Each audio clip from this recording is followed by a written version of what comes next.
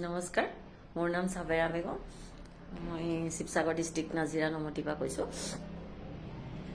মই কিছুমানে জীৱনৰ নিজৰ কাহিনী অলপ শ্বেয়াৰ কৰিব বিচাৰিছোঁ। আজি কিছুমান ঘৰৰ মা আব্বালৈ বহুত মনত পৰি আছে, সেইটো কাৰণে কিবা এটা মনত পৰি থকাৰ কাৰণে চবৰে আগত অকণ ক'লে পাতল লাগিব বুলি অকণ কথা অকণ কওঁ। আৰু কি হৈছে, আমাৰ মা বহুত কষ্ট কৰি ঢুকালে।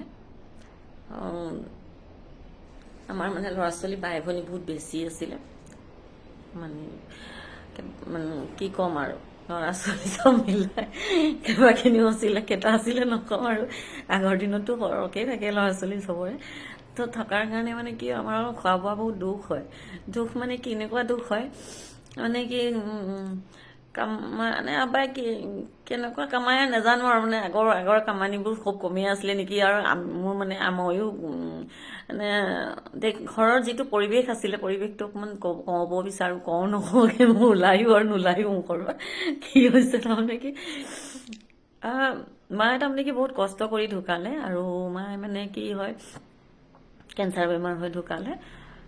সেইটো সময়ত দৰৱ পাতি কৰিবলৈও আমাৰ পইচা নাছিলে। আৰু কিনো পইচা থাকিব, আমাৰ খাবলেই দিগদাৰ আছিলে। এনেকুৱা অৱস্থা আছিলে, খোৱা বোৱা পিন্ধা। আমি বছৰটোত এটা ফ্ৰক যদি কিনি দিয়ে, ঈদ আহে বুলি ক'লে আমি আৰু ঈদলৈ ৰৈ থাকোঁ আৰু। ঈদ আহিব এটা ফ্ৰক পাম, আৰু ঈদ আহিব এটা ফ্ৰক পাম। তাৰপিছতে সেই এটা ফ্ৰক লৈ গোটেই বছৰটো তেনেকেই থাকে। আৰু খোৱা বোৱাটো নক'বলেই বাকী নাই। কাৰোবাৰ দদাই বৰপাই ঘৰত যাওঁ, ভাত চাত খাওঁ। কেতিয়াবা আমাৰ ঘৰত পেট ভৰি খাবলৈ পাওঁ, কেতিয়াবা পেট ভৰি নাপাওঁ।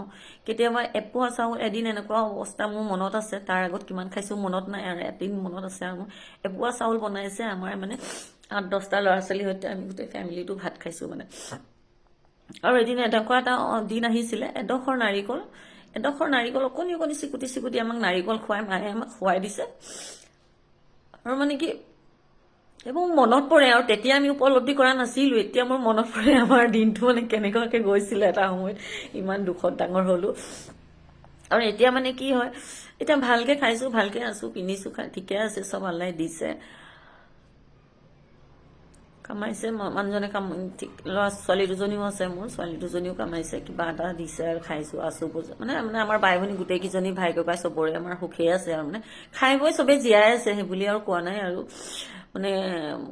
গাড়ী এখন নহ'লেও ধৰা ভালকৈ এসাঁজ ইসাঁজৰ খাই ইসাঁজলৈ চিন্তা কৰিব নালাগে, তেনেকুৱাকৈ কামানি কৰিছে, খাইছে, আমিও খাইছোঁ।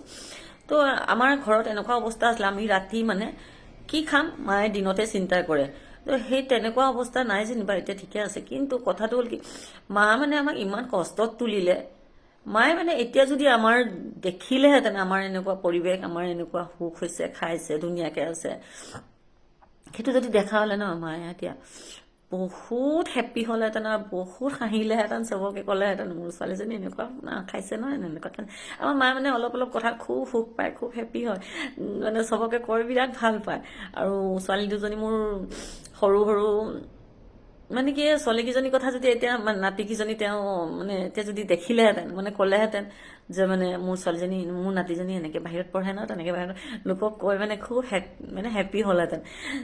মোৰ এতিয়া মনত পৰে, মায়ে কেলে নাই। মোৰ আজি আচৰ নামাজটো পঢ়ি পেলাই মোৰ ইমানেই দুখ লাগিছে, মালে মনত পৰে, সদায় মনত পৰে, কিন্তু আজি অকণ বেছিয়ে মনত পৰিছে।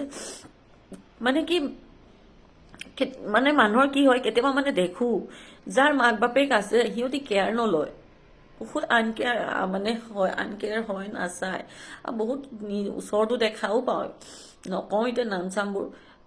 ল'ৰা ছোৱালীবিলাকে মাককে মাৰে, সেইবোৰ দেখি ইমানেই দুখ লাগে নহয়, নেপায় সেইবোৰ কোনেও নকৰিব।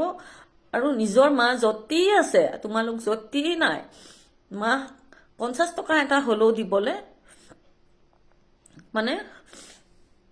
চেষ্টা কৰিব। নিজৰ মা দেউতা একো হ'ব নোৱাৰে। নিজৰ মা দেউতাই তুমি ভাল হ'লেও, ক'লা হ'লেও, বগা হ'লেও, কণা হ'লেও, কোজা হ'লেও, মা দেউতাৰ কাৰণে, মা আব্বাৰ কাৰণে ল'ৰা ছোৱালী সদায় ভাল। সেইটো কাৰণে কোনো ল'ৰা ছোৱালীয়ে কোনো মাক বাপেকক কেতিয়াও অপমান নকৰিব, ভাল চকুৰে চাব। আৰু কাৰণ কেলে, মা সমান হ'ব কোন? মা সমান কোনেও হ'ব নোৱাৰে। মাৰ দৰ্জাখন, মাৰ জেগাডোখৰ, মাৰ কোলাখন কোনেও দিব নোৱাৰে। সেইটো হ'লে চবেই বুজিবা দেই। মোৰ মানে সেইটো মানে চবকে মানে কৈছোঁ আৰু মনত দুখ লাগিছে, হাঁহিম নে কান্দিম তেনেকুৱা এটা সমস্যা হৈ গৈছে, বেয়াও লাগে। মা যদি আমি ইয়াত থাকিলেহেঁতেন, মা যিটো বেমাৰ হৈ ঢুকালে, আমি এটা ভালকৈ দৰৱ কৰিব নোৱাৰিলোঁ, অসমীয়া দৰৱ খুৱাই খুৱাই থাকিলে, তেনেকৈ ঢুকাই থাকিলে। মোৰ ইমানেই বেয়া লাগে সেইবিলাক ভাবিলে। বিস্কুট এখন খাবলৈও মা মানে যিটো বেমাৰ হৈছিলে, খাবলৈ বাবলৈ নোৱাৰে, আমি কোমল বিস্কুট এখন কিনি দিবলৈও আমাৰ সক্ষম নাছিলোঁ। মানে সেইবিলাক কথা ভাবিলে আমাৰ মা বা বহুত কষ্টত ঢুকাই গৈছে। আব্বা যেনিবা অকণ দেৰিকৈ ঢুকাইছে, তেওঁ অকণমান পাইছে, মা যে একেবাৰে নেপালে। সেইকাৰণে মা আমাৰ য'তে আছে আল্লাই তেওঁ জন্নত দাখিল দিব, সকলোৱে তেওঁলৈ প্ৰেয়াৰ কৰিব, দোৱা কৰিব, তাৰে কামনা কৰি মই আজি চবৰে আগত শ্বেয়াৰ কৰিলোঁ দেই। মনত বহুত দুখ লাগি আছে, সেইটো কাৰণে যি মুখৰ পৰা ওলাই গৈছে বেয়া নাপাব।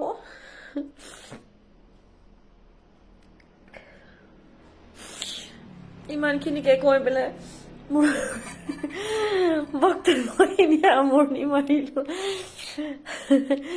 কি ক'ম আৰু, ধন্যবাদ।